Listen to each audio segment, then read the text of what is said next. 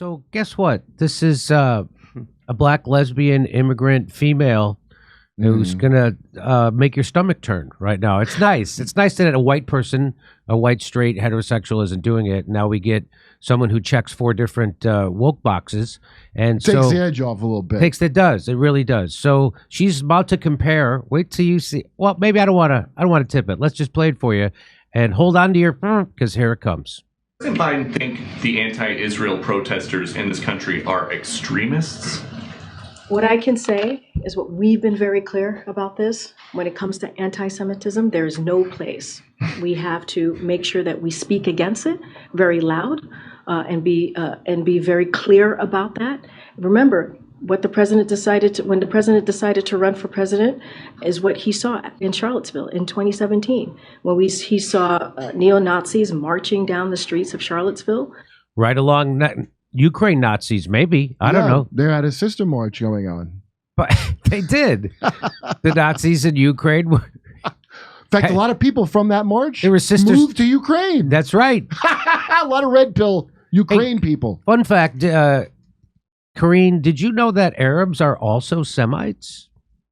So the term anti-Semitism should also apply to them too, but for some reason it doesn't, because the word itself is also an apartheid state for some reason. Yeah, that's why they had to make Islamophobia. You know that stupid word, Islamophobia? Anti-Semitism is the word you're looking for because it applies to both of them. Mm-hmm. But somebody was like, hey, how come they get to have all of anti-Semitism to themselves? We want a word that means kind of a race, but also a religion. That's what Islam... By the way, stop putting phobia on things, too. I know. But the anti-Semitism applies to Arabs. I don't know. She doesn't know. Most people don't know that. I don't know why. She doesn't. With vile anti-Semitic So she's comparing people.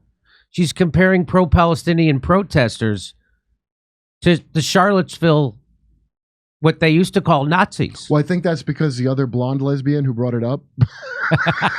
Oh, you mean Peter Ducey? Yes, this blonde lesbian asked a real question. Hatred, and he was very clear then, and he's very clear now. He's taken actions against this over the past 2 years. Can I just say that I predict that she and Brian Ducey are going to have some wild sex after this. Peter Ducey? Yeah. Her and the Deuce? Yeah. Her and the Deuce. Yeah. What, you don't think they're going to have wild sex because she's a lesbian? Well, it's cool because... So is Ducey a lesbian? Yeah. It's 2023, baby. Yeah. Grow up. Yeah. Grow up. Trans lesbians are lesbians. Read the UN. Read it. And he's continued to be clear. There is no place for this type of vile and despite this kind of rhetoric. And we hear you guys, though, talk about extremists all the time. It is usually about MAGA extremists. So what about these protesters who are making Jewish students feel unsafe on college campuses? Are they extremists? I've been very, very clear. So these anti-Semitic protesters, these pro-Palestinian, they're calling anti-Semitic protesters, are making Jewish people feel unsafe. Jewish college students feel unsafe. Since when? Unsafe on college campuses. That's the position of the administration. I wondered which college kids felt the unsafest. And now I know. Now I know. Now I know. It's the ones who are controlling the complete government of the United States. It's the United States of Israel. Here we go. We are calling out any form of hate. Oh, really? Any form of hate. Except hate against the Palestinians. Let's be clear. Which is also anti-Semitism. Which is also anti-Semitism, as Kurt has clarified. Well, you know who feels really unsafe? Jewish students who are against Israel killing off all the Palestinians. That's the loneliest one to be. That is a great point, Kurt. That's the tough spot. If you're a Jewish student on college campus with a conscience about genocide of the Palestinians. I wouldn't know that Israel did anything wrong, except for the 2 Jews we had on that told me, because I would never listen to an Arab or a Muslim. I want to make that pledge to everyone. Yeah. It's because Jews told me what was happening. Yeah. And I know that's why we got them. If an Arab told me, I'd go get the hell out of here. It's Jews. It is not acceptable. It should not be acceptable here. And we are going to continue to call that out. And let me be very clear. This is a president that has continued to have that fight in his office, in this administration. What? You know, when he repealed Trump's Muslim ban. Why are you bringing up Trump's Muslim ban, Karine? Yeah. Don't you think that Trump's Muslim ban would have actually protected those Jewish students who don't feel safe? Bad move. Yeah. Bad move. Looks like Trump loves Israel more than you. You didn't love Israel enough to ban Muslims? Right? They could have been safe in their universities right now had you not let those Muslims out of the airport. Dumb. That's dumb. In first day in office. That is something that this president did. He also established an inter-policy committee to counter Islamophobia, anti-Semitism, and related forms of bias and discrimination. We have taken this very, very, very seriously, from the president all the way on down. Mm-hmm. Oh my God. Guys. Can't you see you both agree that Israel should kill box all of Palestinians? Oh, he's going to scissor her so hard later. I think he's going to scissor the nonsense out of each other. So look friend of the show, Ryan Grimm makes it back on the show. He had a take on this. So he says... is that because his hair is shaped like a giant yarmulke? What is it? No longer deniable what is being done in Gaza right now. I don't know when that time will come, but it will. There will be a lot of people with an enormous amount to answer for. I don't think so. Yeah. I don't think no one ever had to answer for Iraq. No one ever had to answer for Libya. Nobody ever had to answer for Afghanistan for 20 years. Nobody's still answering for Syria, and certainly nobody's answering for Ukraine.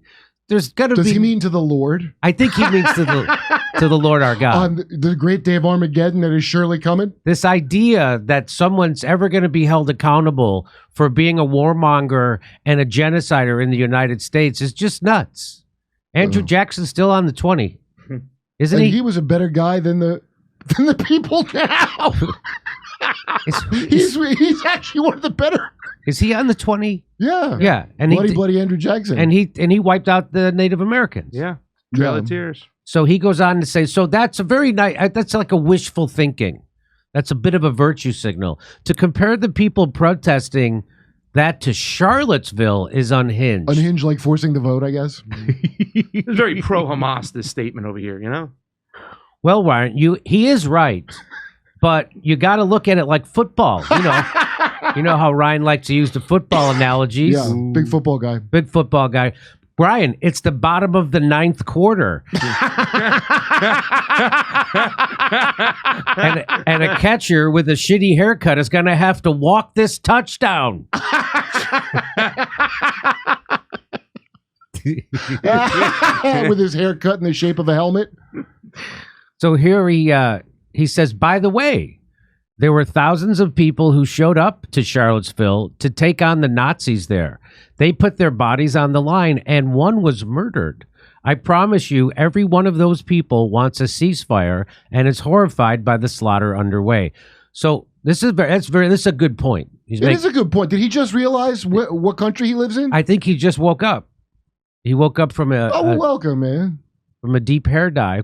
To compare them to the people they battled is depraved. You mean the Joe Biden administration is depraved, the one you told everybody to vote for? Wait a minute. Where was he on Ukraine? Because that was a bunch of Nazis, too. That's a bunch of Nazis also. What about the Canada cheered a Nazi before this happened? I don't think his boss at The Intercept allows him to say anything. Maybe they do allow him to say things about Ukraine, but I don't think so. To compare them to the people they battled is depraved. Biden thinks he owns the virtue of the Charlottesville counter-protesters because he cut a campaign ad about it later. He doesn't think anyway. His brain doesn't work. Isn't it amazing? Ryan Grimm, he hits a grand slam with this tweet. I got it. So I'm not so petty as to not feature him when he makes a great point. So good for him. Well, you know it's depraved, by the way, to support Nazis with all your tax money and then call people anti-Semites after you just got done doing that for the last 3 years. Yeah. Isn't that amazing? That's kind of depraved. They're calling people anti-Semites after they just sent hundreds of billions of dollars to literal Nazis in Ukraine. They all saluted and applauded a Nazi in the Canadian Parliament. Yeah. Unbelievable. And now they're worried about anti-Semitism. Most people don't even know about it. But he does. Ryan knows about it. Ryan certainly knows that. Certainly does. Come see us doing live shows. We're going to be in Levittown, Red Bank, New Jersey, Wilmington, Delaware, Covina, California, Burbank, California, Oxnard, California, Venice, California, Palmdale, California, Omaha, Nebraska, Des Moines, Iowa, Milwaukee, and Lansing, Michigan. Go to jimmydore.com for a link for all those tickets.